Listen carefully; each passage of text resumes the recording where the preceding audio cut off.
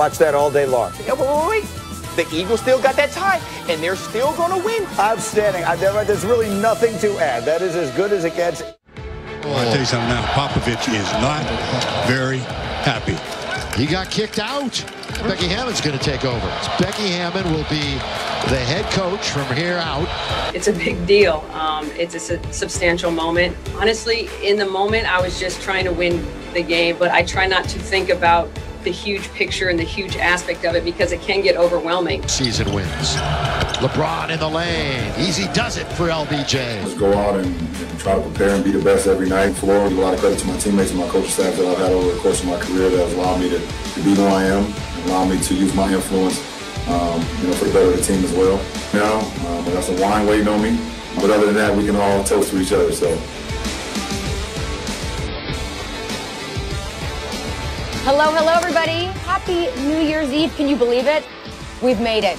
This is the final first take of 2020. I honestly am a little bit in shock because this year felt like it was never going to end. But guys, I'm so happy to be here with you. Happy to be with everyone tuning in today as well. I'm Charlie Arnold. We got Dominique Foxworth. We got Kendrick Perkins in the house. And Louis Riddick also joining us in just a few minutes once we start talking a little bit of football. But guys, I got to say it again. 2020 was...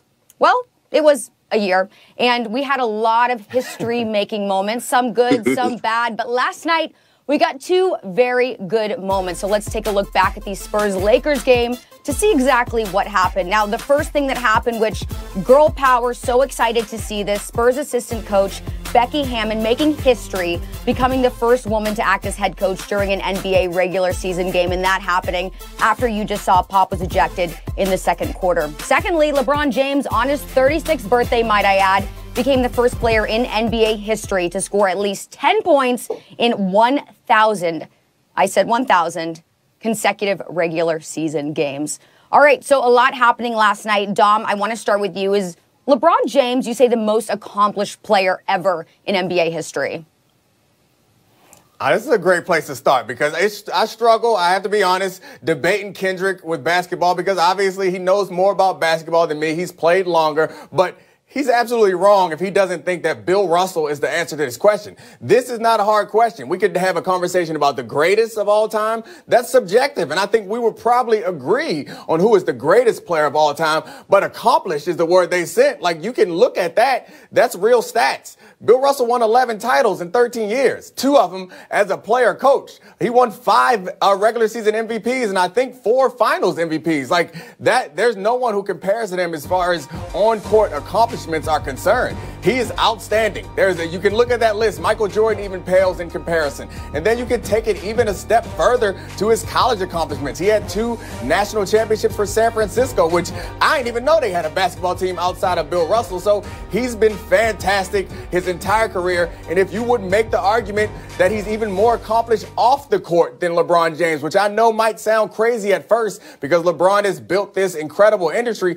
but Bill Russell was the pioneer. Like, he was a real civil rights leader, not like the players are today. No disrespect to the players today. I respect their contributions, but Bill Russell was something different. After Medgar Evers was killed in Jackson, Mississippi, you know who went down there? Bill Russell did. The Cleveland Summit, you know who organized that? That was Bill Russell. The FBI had a file on that man in which they called him an arrogant Negro. Like, Bill Russell was overcoming so much while also winning more champions than anybody else. They named the damn finals MVP trophy after him. I'm not sure how you can argue that anybody is more accomplished. Maybe some people are greater. Maybe Jordan, maybe LeBron are greater players as far as their impact on the game, but nobody's more accomplished. Dominique, I hate to go into 2021 yelling and screaming at you, so I'm not going to yell at you. We just go call this virtual school, okay? Virtual learning, like what my kids do. And here's the reason why I say LeBron James is the most accomplished ever. When you look at his body of work, right, individually, his individual accolades match up with the best of them, if not even better. But when you talk about a guy, when you talk about rings, and I'm not taking anything from Bill Russell, but this is not an individual sport. This is not boxing. This is not golf. This is not tennis, where winning championships define your legacy completely.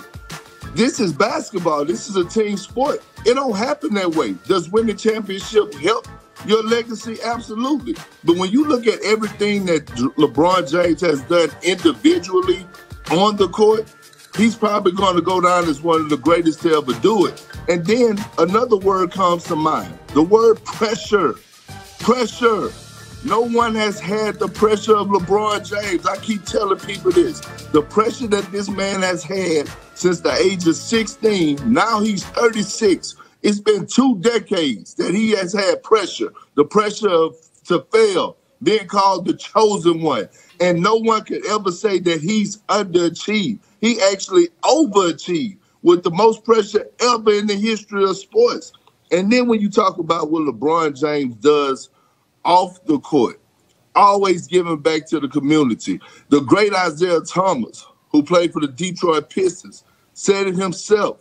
Not only is he the GOAT, but he's probably the greatest to impact off the court. I'm not taking anything from Bill Russell, Kareem, all those guys that laid the foundation and did what they have to do during their era. But it's a different era. If you look at LeBron on what he did with more than a vote, he knew how important it was for African Americans to go out there and vote. He knew, he dug deep. He got a team together, a great team to form so we could educate all the African American communities that we grew up in about voter depression, etc., distractions, the way that they lied to us. So what he pulled off just in that was powerful enough. But the word pressure and LeBron James overachieving with the highest expectations, he's the most accomplished ever, Foxy. Okay, I mean, I appreciate that you put us in virtual school and no longer yelling on first take. So I'm happy to participate in virtual school. You think you taught me something? Now I'm going to teach you something. So you said pressure is what's going to define how great LeBron James is. You talk about pressure. Bill Russell, someone broke in that man's house and pooped on his bed, and then he went and won a championship. Talk about pressure. Somebody under some sort of pressure, and getting people to vote. Like, that's a great accomplishment. I'm not trying to take anything from LeBron James, but what Bill Russell was participating in was advancing the Voting Rights Act, the Civil Rights Act. He's participated in those things all together. So if we're going off the court, I think it's no competition. And again, if we're talking greatest, we could maybe be subjective about those sorts of things and talk about how the eras are changed and how the competition is different and its impact on the game. But to me, greatest is subjective. Accomplished is not subjective. Accomplished is about accomplishments. And they put the graphic up once before. Maybe they'll put it up again. There is nobody who compares to Bill Russell as far as accomplishments are concerned. And we saw, and when they were showing the video of LeBron James, we saw that man holding the Finals MVP trophy up. You know whose name is on that trophy? It's Bill Russell, because you know who showed up in those pressure moments? Look at those accomplishments. Nobody's even close. Kareem is the closest to having similar level of accomplishment, the most accomplished. Bill Russell, by far, bar none. Nobody has accomplished more in the game of basketball, and maybe the times were different. I agree with you. Maybe it was a little easier to win a title back then. That is true. Yeah, it was really different. They only had about 8 teams then.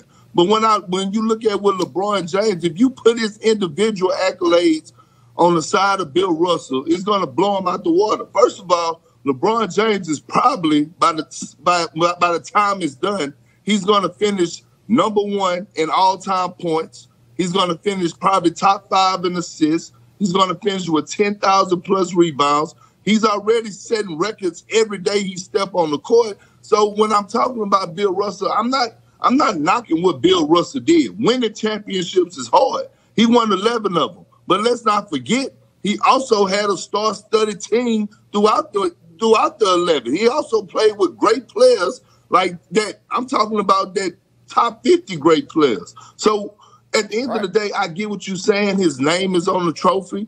But let's not think that 20 years down the line, LeBron James' name won't be on one of these trophies or a trophy that's given out that's called the LeBron James Award. Right now, he's just active. He's a walking memorial. That's all it is. He's just active and playing.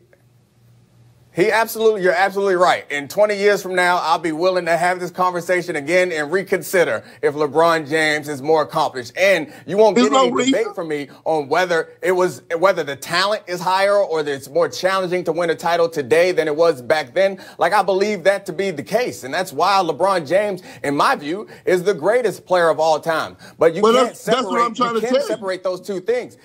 But it's not the most accomplished. That's what I'm trying to tell you. Foxy, what I'm saying. What I'm saying is you keep bringing up the 11 championships, right? That was your main focal point from the start. All I'm saying was that you put LeBron James back in that era and watch how many championships he would have won when people was around here dribbling with one hand, doing this stuff here, couldn't even do a Euro step. Don't come telling me about back then. I don't want to hear that.